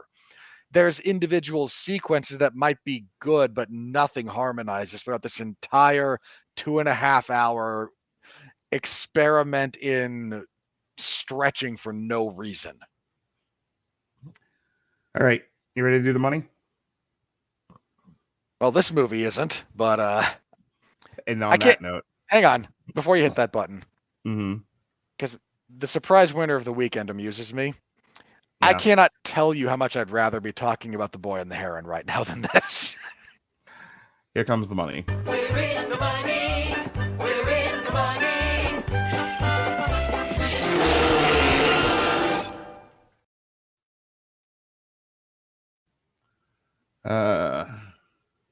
I know you're in there. Come on, box, come up. This time I actually waited to look. Let's take it out. Let's put it back. Yeah. There we go. If it'll get there. Yeah. StreamYard's a little slow. All right. On a budget of 200 million Marvel monies. Again, hence the you can throw him a couple of million. You mean a couple of 100 million? Apple. It has currently made $170.8 million. As of December 10th, 2023, in the year of our Lord, Napoleon has grossed $53.1 million in the US and Canada, and $117.7 million in other territories, for a worldwide total of $170.8 million. This might have made more money than Flash by now. In the United States and Canada, I don't think it has. Napoleon was released alongside Wish and the wide expansion of Saltburn, and was originally projected to gross around $22 million from 3,500 theaters over its 5-day Thanksgiving opening weekend. After making $7.7 million on its first day, estimates were raised to about $33 million. It made $4.4 million on Thanksgiving and $8.4 million on Friday. The film went on to debut $20.4 million in its opening weekend, finishing second behind The Holdover Hunger Games, and fell 65% in its second week to sixth place, grossing $7.1 million. Yeah. Rebecca Rubin of Variety noted that under a traditional theatrical release, the film would need to gross $600 million worldwide in order to break even, given its $200 million budget. However, the success of the film could not be based solely on the box office. It would hinge on subscribers driven to Apple TV Plus and on-demand rentals and other revenue streams that wouldn't have been possible by going directly to streaming. Stephen Galloway, and Dean of Chapman University's Film School, stated, Apple making a $200 million movie is like you buying a cup of coffee and spilling it, but it's not making their brand look good if films like Killers of the Flower Moon and Napoleon underperform at the box office. It's an interesting thing to say. Well, if you do you know how much Apple's worth right now? No, they got money to burn. Don't get me wrong. And that's exactly what they're doing. Just setting it on fire. Well, I mean, I think there's a question to ask. I don't want to take too long on this, but Netflix and Apple and Amazon have money to burn, which means they have money to spend on prestige projects. And I think, people have heard of Ridley Scott. We went through the first hour, we went through his whole filmography, and he's got plenty of award-winning prestige projects. So if you're going to put a $200 million bet on a guy winning an Academy Award, you're not crazy to put it on Ridley Scott. You're a little crazy to put it on Ridley Scott in the year of our Lord 2023. I guess my point being that if you're not looking to make $1 billion with this, you're looking to win an Academy Award and get people to subscribe to. That's the other thing, is like, what is the appetite for the people who stay at home and watch movies for this kind of thing? Like, who's going to Apple Plus specifically to watch Napoleon? Who's renting this PVOD? Like, we can throw Ridley Scott in the group of directors like Quentin Tarantino or Spielberg, whatever. And here's the thing: the reality is he's not, though. I don't think Ridley Scott has like a rabid fan following, where like Quentin Tarantino can make something and we'll go, let's go see the new Quentin Tarantino jam. Spielberg makes something and you go, let's go see the new Spielberg. He has cachet with his audience. Ridley Scott really doesn't. So again, if you're Apple, you're asking a lot of people to go, I am going to, if I don't have it already, I'm going to get Apple Plus so that I can watch the new Ridley Scott jam about a historical figure blowing his load all over Europe. Interesting. Bold move, Cotton. If it pays out. Yeah. Spoiler alert, it doesn't. The Boy and the Heron debuted at number 1 this past weekend. Made $12 million. Seriously, good. This is the latest Hayao Miyazaki movie out of Studio Ghibli. I've heard nothing but good things. Can't wait to see it. I'm excited for that studio having success. This is, again, by all accounts, a wonderful movie, and basically this movie dunking on Wish in a lot of ways in Disney's 100th year is comical, but sort of appropriate considering that Disney tried to acquire Studio Ghibli more than once. The Hunger Games in its 4th week maintains position at number 2. Boy, is this a little engine that could. It's still not getting to where, like, anywhere like kind of where it needed to, but Dude, we talked about it like there's nothing else. It's gonna hang around. It's gonna linger. Godzilla -1 maintained its position at number 3 for its second weekend in a row and opened in a bunch more theaters. Speaking of a little engine that could. Trolls Band Together maintained its position at number 4 in its 4th week. Not in the top 5, by the way, is Wish, okay? Just want to point that out there. However, Trolls Band Together is. Suck it, Disney. Renaissance, a film by Beyonce, fell from 1 to 5. I haven't said suck it, Disney yet. Come on, man. At least if we're going to kick that horse. I'm just saying, Wish fell from 5 to 6. Yeah, so minor note, yeah, the Beyonce film dropped like 80% in its second week. Yeah, it's one of those where her fans will see it opening weekend and then nobody cares anymore. Waitress, the musical, debuted at number 8. Animal, 7 and 9. The Shift, 8 to 10. Marvel's out in its 5th week, out of the top 10 entirely, and it's sinking fast. It's about done. Like, it lost a bunch of theaters. It's about to go away. Thanksgiving in its 4th week fell out of the top 10 from 10 to 13. Die Hard had a re-release, and it was number 15. Poor Things. Die Hard. Poor Things, which is, I guess, in limited release right now and is an Oscar contender, debuted at 17. I'm sure it'll go higher once it goes wide release. I really hope not. Love Actually had a re-release that debuted at 21. The Oath, 22. Origin at 27. Unit 262, 30. Ansem, 32. Day by Day, 37. Total Trust, 40. Lord of the Misrule, 41. And that was the weekend that was worldwide. Mark, has there been any movement, Mark? Well, no. No. The entire top 10 at this point is just the fentanyl corpse. It's all just hanging there. I'm refuting to fucking read these. Oh, yeah. Five Nights at Freddy's has not overtaken Indiana Jones. That we can talk about. It probably won't again. It's a bit too far out, but I really hoped it would. The Hunger Games has beaten the Marvels. Marvels cracked 200, but barely. The Marvels not gonna beat Dungeons and Dragons. I am so happy. Yeah. So here are the movies currently doing worse than The Flash. The Nun 2, Hunger Games, Taylor Swift, Sound of Freedom, Dungeons and Dragons, The Marvels, Paw Patrol, The Equalizer, Insidious, Teenage Mutant Ninja Turtles, Trolls Band Together. Coming in at number 29 is Napoleon, which Napoleon has made more money currently than Killers of the Flower Moon. Ouch, that hurts. That hurts. That cuts me deep. Because Killers of the Flower Moon was a better movie. Killers of the Flower Moon was also an hour shorter. Granted, this felt longer because boy is this badly paced.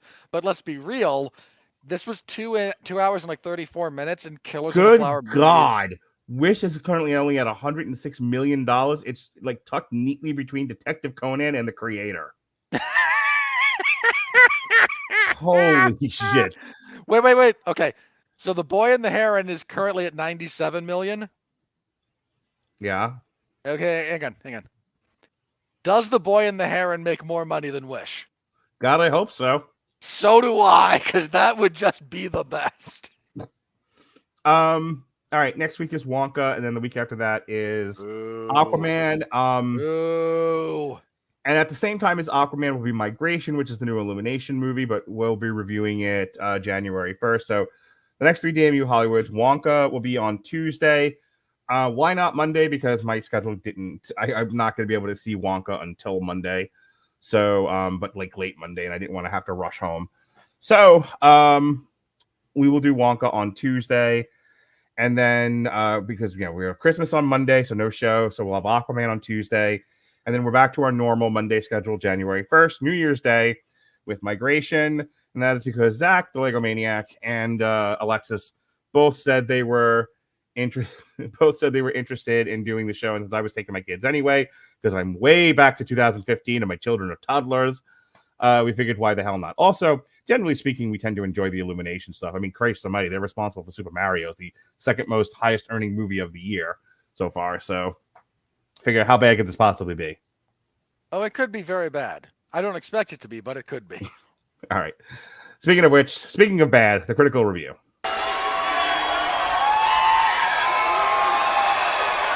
Are you ready? No! I said, are you ready? No, God! No, God, please, no! No! No! No! Well, Robert, laugh and vamp for one moment. Okay. Yes, I'm going to laugh at this. So, currently, at the moment, Napoleon sits at an even 58% critical score and 58% audience score. If you're losing on both, you ain't having a good time.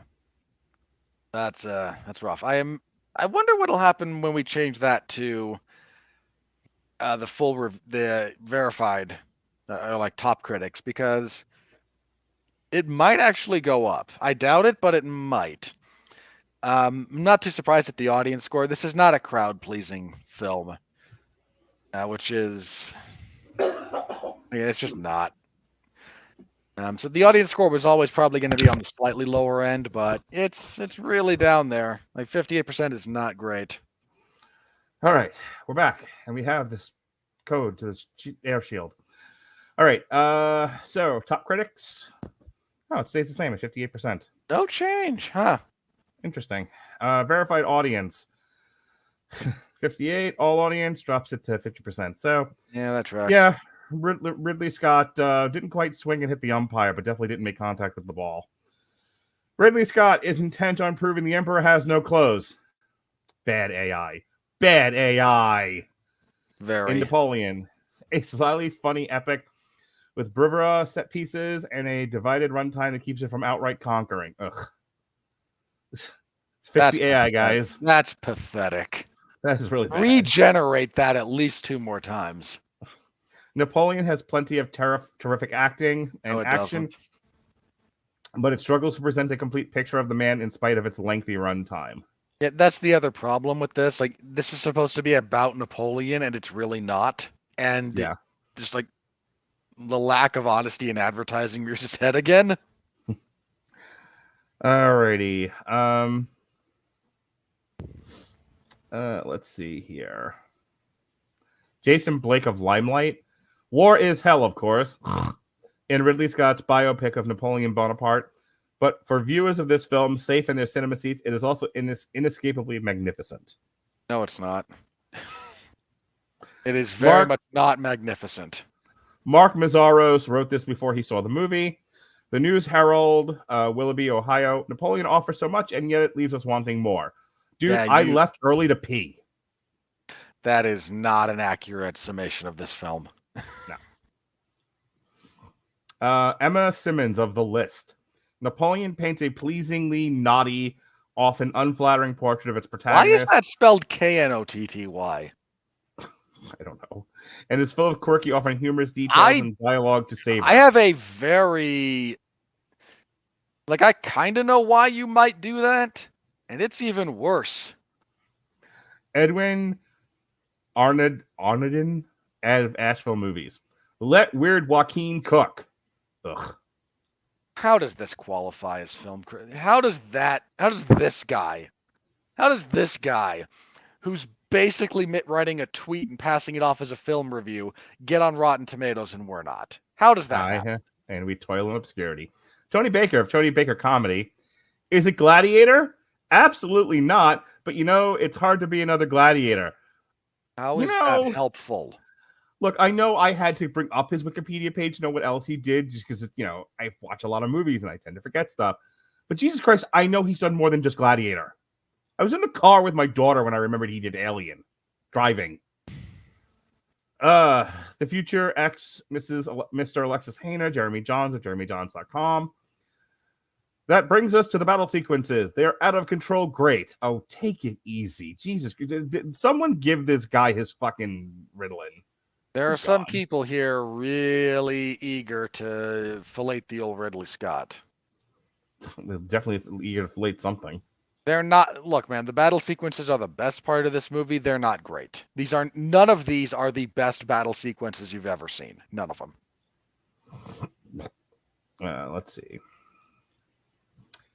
The future ex-Mrs. Robert Winfree, Amy Nicholson of Film Week, KPCC, NPR Los Angeles, top critic.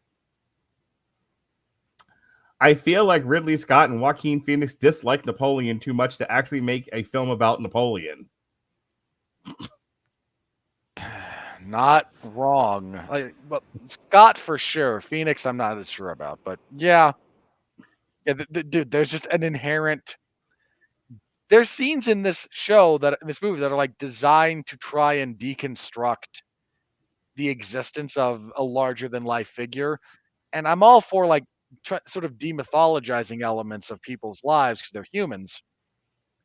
But there's doing it, and then there's like, oh, he's gonna throw a hissy fit when he finds out his wife's cheating on him, and like you're going out of your way to try and diminish someone, not pull back the curtain and reveal more truth. And there's a pretty big difference between those 2 points. Black Robert Winfree, Armand White of National Review says, Napoleon is protracted, as if running time and rambling narrative incidents amounted to substance. Napoleon parades an empty spectacle for a market uninterested in learning from history. Dead on. He is not wrong in this instance. Black Robert Winfree nails it again. Let's see. Any one of our friends? We've had to throw some tomatoes at Armand White on occasion. He's had some bad reviews. That's accurate. He is definitely, but he's one of my favorite guys to read because his takes are so wildly left field at times. They're hilarious. He does choose odd points to. I understand why you equate him with me because there's just a weird hill that just like, you know what? No, this is the one. Yep. Since I've clicked on all these buttons, I try to find one more here, but I'm not seeing any of our friends. This was way too much movie for Kevin Carr. There's no way. It's kind of what I'm looking for him. I'm looking for a couple of these. Here's a friend. Hey, Jeff. Jeffrey Harris of 401mania.com, friend of the show. Even at nearly 2 hours and 40 minutes, Scott's vision of Napoleon Bonaparte lacks substance and rings incomplete. Well, we did say that. He is correct. Yes. Very good, Jeff. You may live to you may see you may live another day. We have staved you off from the guillotine for today, Citizen Harris. All right, last one. Michael Medved, my mortal enemy of the Michael Medved Show. You hold that. You're taking that one to the grave. There's a lot of people I have a lot of problems with, but when I die, my final words will be "fuck you, Michael Medved." Ridley Scott as you drive a car into him, I'm sure. Ridley Scott has directed a masterpiece. No, he hasn't. Fascinating for its intimate human drama, moral complexity. What moral I complexity? was going to say, what moral complexity? Spectacular battle scenes and glorious sets and costumes that take you back to a passionate past. Look, man, again, I'll give you some of the battle scenes. I'll give you elements of the set design and costuming. Where in the world do you get moral complexity out of this? There's nothing like that here. Nothing. So your brother live like commenting as we go through this. He is chatting with a non-existent audience. Yes, but I would throw this one up here just to make him happy, make him feel like, why am I bothering? Got a TikTok clip and went, this is funny. The kids will like this. Probably not wrong. Yeah. All right. Tomorrow, the Metal Hammer of Doom does it. We're going to have our Christmas party. We are looking at Tarja, and her Dark Christmas album that just came out not that long ago. And we'll play some Christmas videos. I'm debating whether or not, because I got 2 Tarja Christmas songs from this album that I want to play. So I feel like one is from the album and one is my own pick because I wanted to play both. But now I feel like I can't do 3 videos on top of the other 2 I got to get from Jesse and Robert. And I don't think it's fair for me to make them play Homo Christmas by Pansy Division. So another year, I don't get to play Homo Christmas by Pansy Division on the Metal Hammer of Doom. And everyone, and I mean everyone, thanks you for it.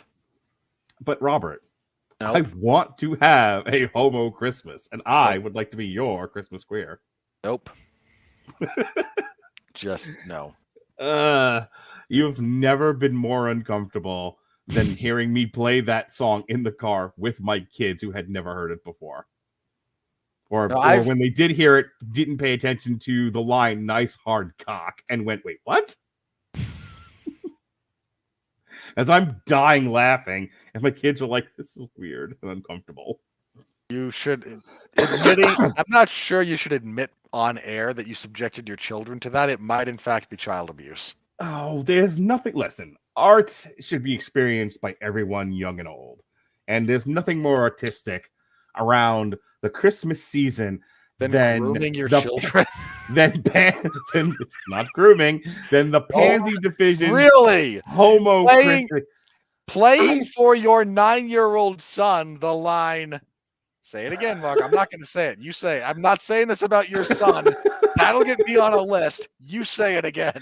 I'm just saying if they can put. So am I. If they can put Homo Christmas on the punk rock Christmas album, I feel like it should be enjoyed by all the good boys and girls of Mark, you're old enough to understand that when punk rock was actually punk rock. Don't play that card.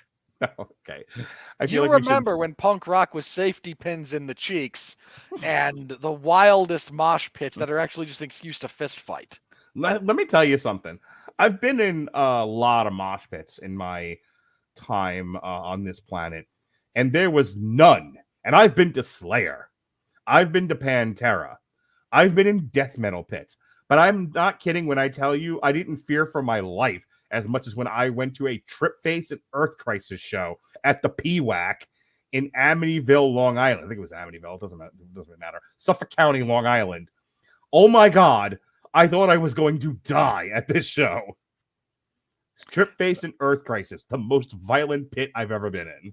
So, once again, if you think that's something you can play for your 9 and 12-year-old, that gets your kids taken away from you. I'm showing them the arts. That's all. I asked my son, "How are you doing in school?" And he was like, "I'm doing well. I don't know if I'm going to get a great art grade this quarter." And I was like, "What's the struggle with art?" And he's kind of like walking me through it. And I was like, "You know what you should do? You should just take a jar. You should pee in the jar. You should put the crucifix in the jar, put a cap on the jar, and say, 'Art, piss Christ.' If it worked in Brooklyn 20 some odd years ago, it'll work in your elementary school class." Right. And his legitimate reaction was, "We're not doing sculptures, Dad. It's just paintings right now." This is what's happened to the arts. I mean that in all sincerity. Like, you just brought up one of the most ludicrous things that I'm sure you did. Was that you that did that, or was that someone else, Mark? No, that's an actual art piece, Robert. That was in like the Metropolitan Museum of Art or like the Modern Museum of Art or some shit in New York City. Okay, I'm going to look up Piss Christ. You can see if I can get myself on a list.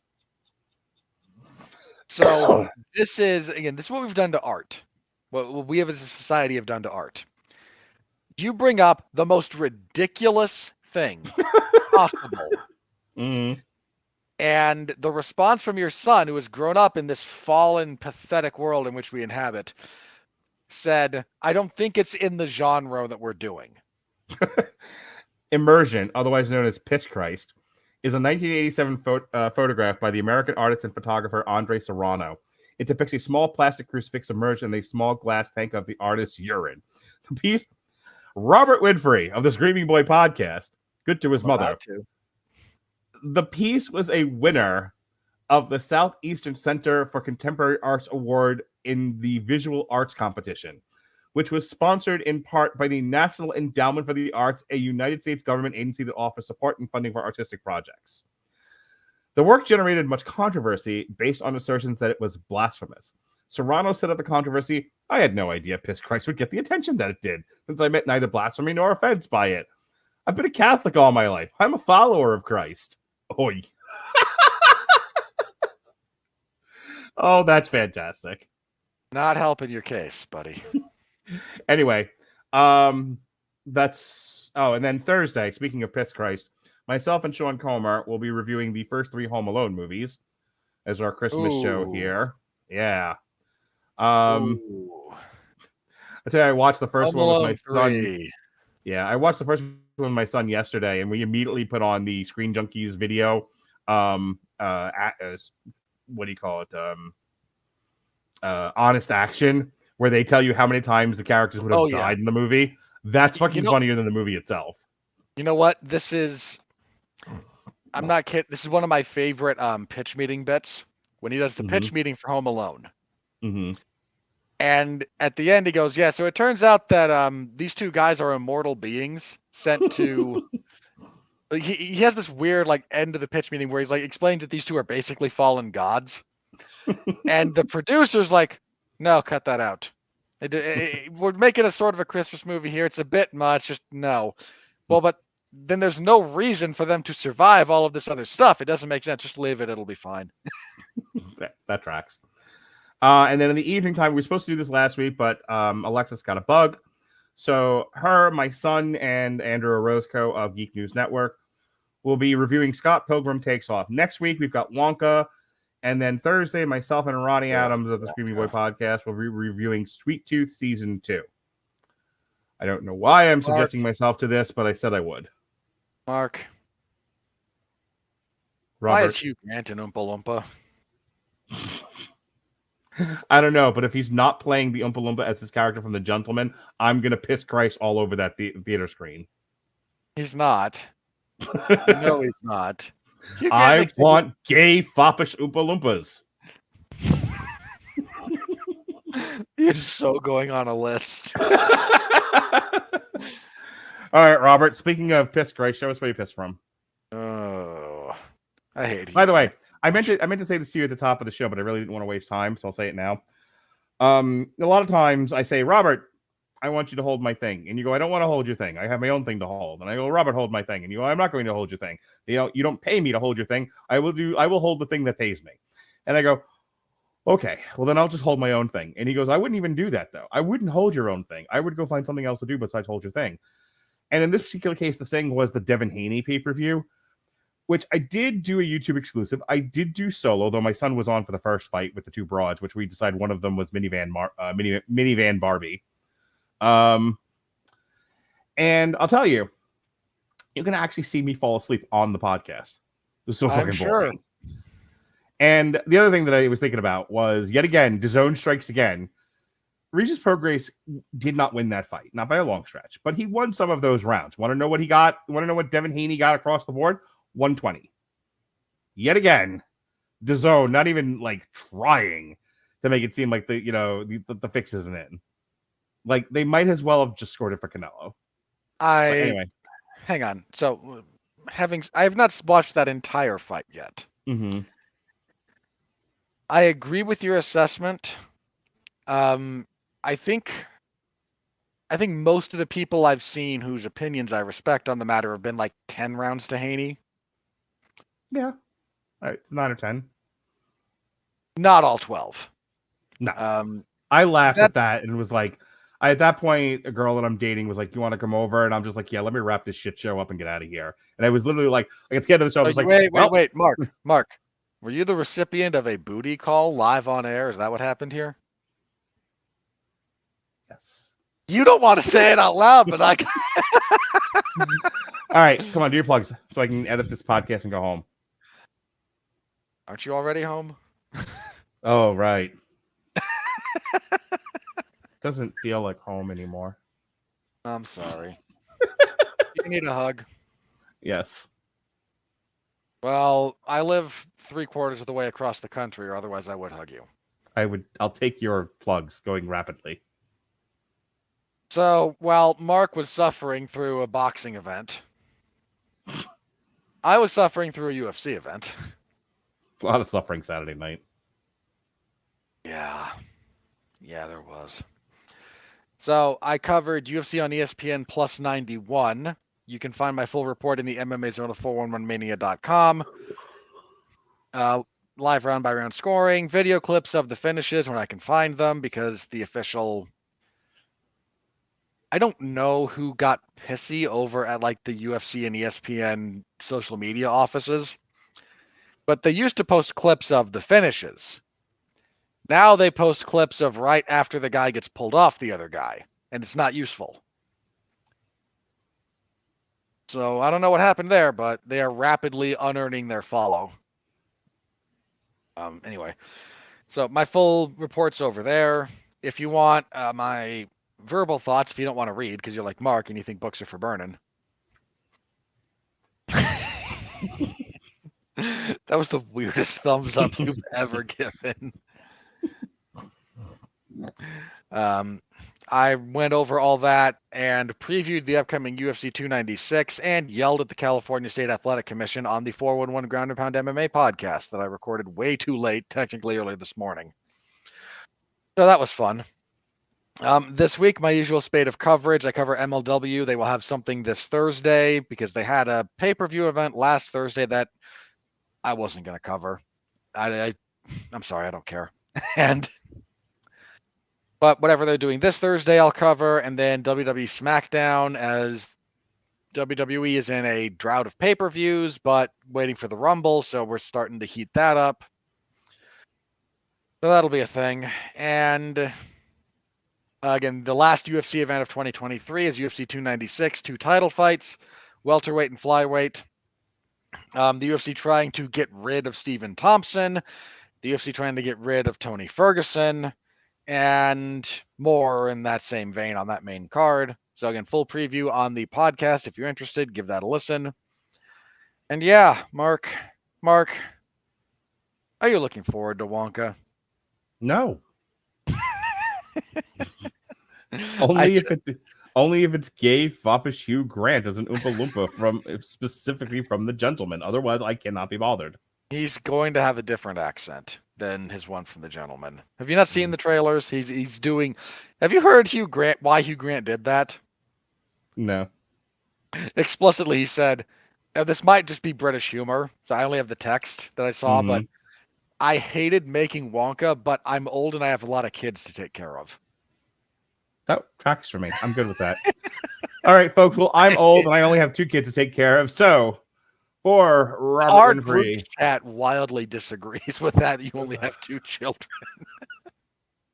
I watched your soul die there. There is a lot of people that expect me to be their daddy, and it's killing me fast. On record, I am not one of them. No, you are not, and that is why you are my treasured love. Be well, be safe, and behave.